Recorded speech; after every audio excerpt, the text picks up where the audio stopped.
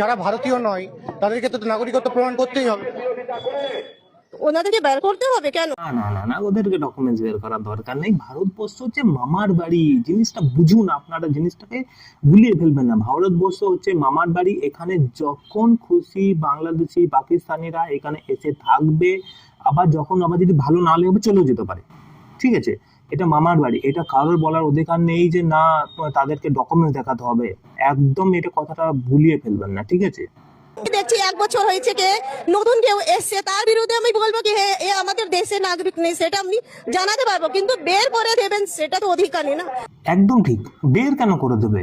তারা কষ্ট করে এসেছে, রাতের অন্ধকারে লুকিয়ে, তারপরে তারা এত কষ্ট করে এত টাকা দিয়ে জালি সার্টিফিকেট তৈরি করেছে, যেমন ভোটার কার্ড, আধার কার্ড, হ্যাঁ, তারপরে এত কিছু পরেও বলছে বের করে দেবে। আমি ভাই এটার বিরোধিতা করছি, এটা হতে পারে না। না, তাদেরকে থাকতে দিতে হবেই। না, যারা আমাদের ভারতে এসে, ধরুন আপনার বাড়িতে যদি বাইরে থেকে কেউ এলো, তাদেরকে কি আপনি 1 মাস 2 মাস 3 মাসের বেশি রাখতে দেবেন? হ্যাঁ, কেন? ওনার যদি প্রবলেম আছে তো রাখতে দিতেই পারি, আমি কেন রাখতে দিই না? বুঝতে পারছি দিদি, আপনার মানে মন অনেক বড়, অনেক বড়, বিশ্বাস করুন অনেক বড়। বাংলাদেশে যারা সংখ্যালঘু তারা ঠিক মতো আছে তো? আছে তো?